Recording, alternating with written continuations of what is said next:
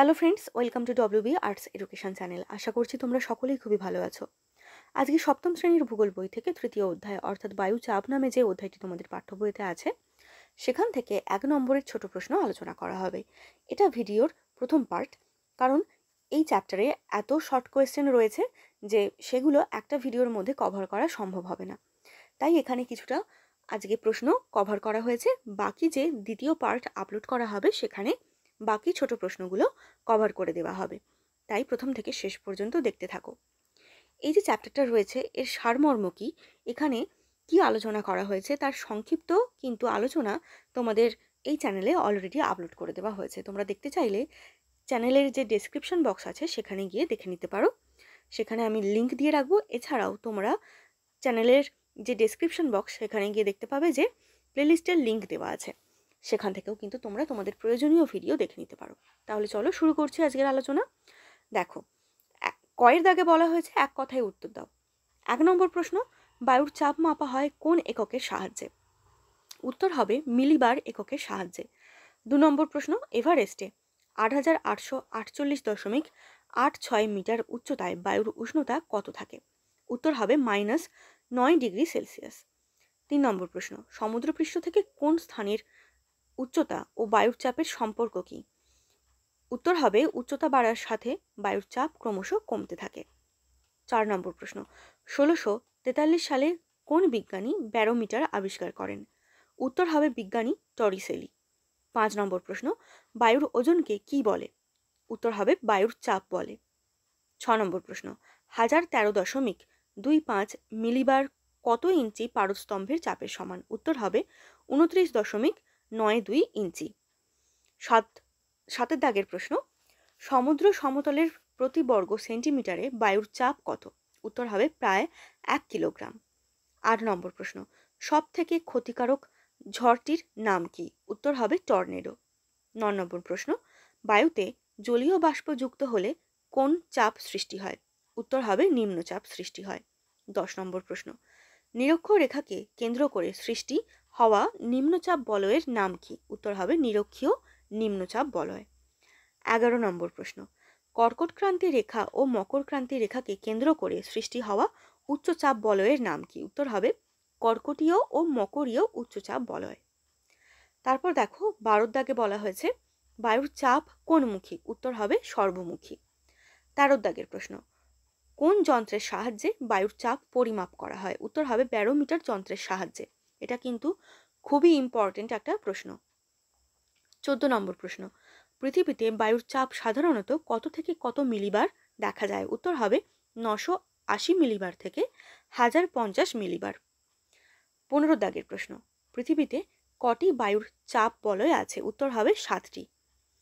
16 দাগের প্রশ্ন, বায়ুর চাপ নির্দেশক রেখাগুলিকে কি বলে? উত্তর হবে সমচাপ রেখা বা সমপ্রেষ রেখা। 17 দাগের প্রশ্ন, সমচাপ রেখা বা সমপ্রেষ রেখা দ্বারা কি বোঝায়? উত্তর হবে সমান বায়ুচাপ যুক্ত অঞ্চল সমূহকে বোঝায়। 18 দাগের প্রশ্ন, সমুদ্রপৃষ্ঠে বায়ুর চাপ কত? উত্তর হবে 1013.25 মিলিবার। 19 দাগের প্রশ্ন, ভূপৃষ্ঠের কাছাকাছি বায়ুর চাপ কেমন থাকে? উত্তর হবে বায়ুর ঘনত্ব বেশি হওয়ায় সেখানে বায়ুর চাপ বেশি থাকে। 20 দাগের প্রশ্ন, 2 মেরু অঞ্চলে কোন ধরনের বায়ুর চাপ বিরাজ করে? উত্তর হবে উচ্চচাপ। 21 দাগের প্রশ্ন, কোন রেখার উপর সর্বত্র বায়ুর চাপ সমান থাকে? উত্তর হবে সমচাপ রেখার উপর। 22 দাগের প্রশ্ন, পৃথিবীর বায়ুমণ্ডলের বাতাস বাইরের দিকে ছিটকে যায় কেন? উত্তর হবে পৃথিবীর আবর্তন গতির জন্য। 23 দাগের প্রশ্ন, শীতল মেরু অঞ্চলে বায়ুর চাপ কি হয়? উত্তর হবে বেশি হয়।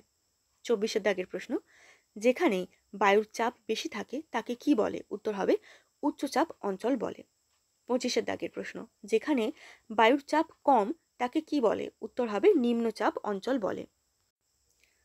তারপরের প্রশ্ন, পুরীর সমুদ্র সৈকতে বায়ুর চাপ কত? উত্তর হবে 1000 মিলিবার। 27 নম্বর প্রশ্ন, এভারেস্টে বায়ু চাপ কত? উত্তর হবে 930 মিলিবার। 28 দাগের প্রশ্ন, সমচাপ রেখাগুলি খুব কাছাকাছি অবস্থান করলে কিসের পূর্বাভাস লক্ষ্য করা যায়? উত্তর হবে ঝড়ের পূর্বাভাস লক্ষ্য করা যায়। 29 নম্বর প্রশ্ন, পৃথিবীতে দিনের কোন সময় বায়ুর চাপ সবচেয়ে কম থাকে? উত্তর হবে দুপুরবেলা। দুপুরের কোন সময়? না 2টো নাগাদ। তাই এখানে দেখো ব্র্যাকেটের মধ্যে 2টো PM দেওয়া আছে, 2 PM দেওয়া আছে। 30 দাগের প্রশ্ন, বায়ুর উষ্ণতার সঙ্গে চাপের সম্পর্ক কি? ব্যস্তানুপাতিক সম্পর্ক বা বিপরীতধর্মী সম্পর্ক। একটা বাড়লে অন্যটা কমে বা একটা কমলে অন্যটা বাড়ে, এই রকম ধরনের সম্পর্ক। তারপর দেখো 31 দাগে বলা হয়েছে নিম্নচাপ অঞ্চল কিরূপ আবহাওয়ার সূচনা করে? উত্তর হবে মেঘ, ঝড়, বৃষ্টি বা অশান্ত আবহাওয়ার সূচনা করে।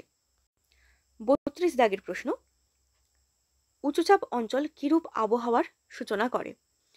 উত্তর হবে পরিষ্কার শান্ত আবহাওয়ার সূচনা করে।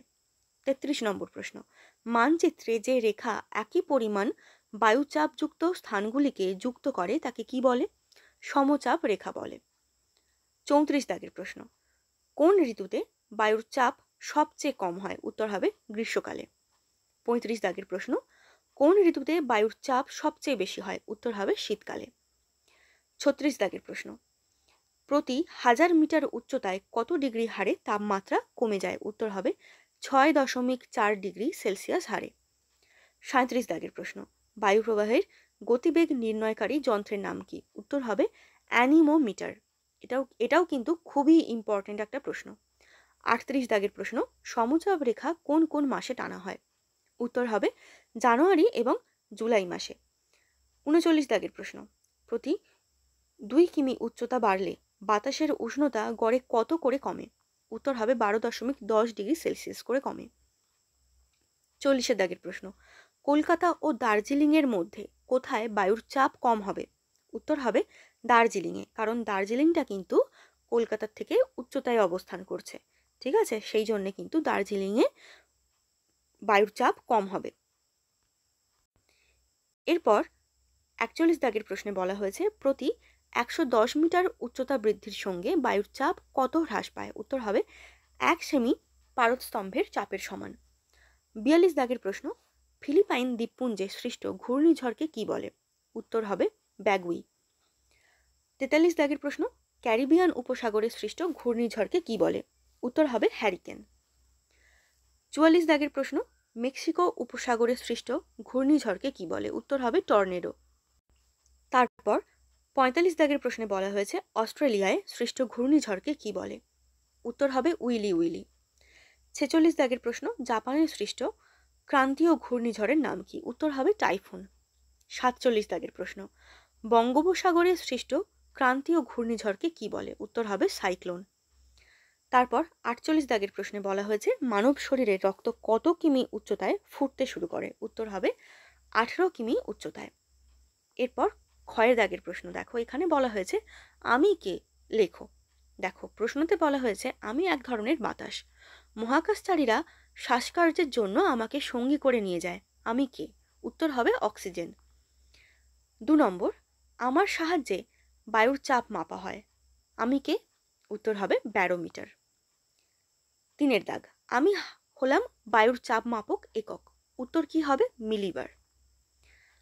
4 দাগে বলা হয়েছে ভূপৃষ্ঠের যেসব স্থানে বায়ুর চাপ সমান সেই সব স্থানের উপর দিয়ে আমাকে কল্পনা করা হয়েছে, উত্তর কি হবে? সমচাপ বা সমপ্রেষ রেখা।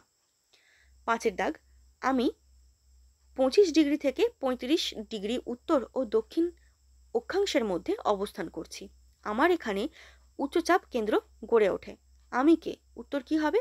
উপক্রান্তীয় উচ্চচাপ বলয়। 6 দাগের প্রশ্ন, আমার এখানে সারা বছর সূর্য লম্বভাবে কিরণ দেয়, পৃথিবীর আবর্তন বেগ বেশি এবং বাতাসে জলীয় বাষ্পের পরিমাণও বেশি, তাহলে উত্তর কি হবে? নিরক্ষীয় নিম্নচাপ বলয়। এরপর 7 দাগে বলা হয়েছে সমুদ্রপৃষ্ঠে আমি 1013.25 মিলিবার চাপ প্রয়োগ করি, আমি কে? উত্তর হবে কি? একদম সহজ, বায়ু। 8 দাগের প্রশ্ন, আমি বাতাসে উপস্থিত থাকলে বাতাসের ওজন কমে যায়, উত্তর কি হবে? জলীয় বাষ্প। তো এই ছিল আজকের আলোচনা। এর পরের পার্টে বাকি সমস্ত ছোট প্রশ্নগুলো কভার করে দেওয়া হবে। তোমাদের ভালো লাগলে অবশ্যই লাইক, কমেন্ট এবং বন্ধুদের সঙ্গে শেয়ার করতে ভুলো না। আর যারা চ্যানেলে নতুন এসেছো তারা অবশ্যই চ্যানেলটিকে সাবস্ক্রাইব করে রেখো।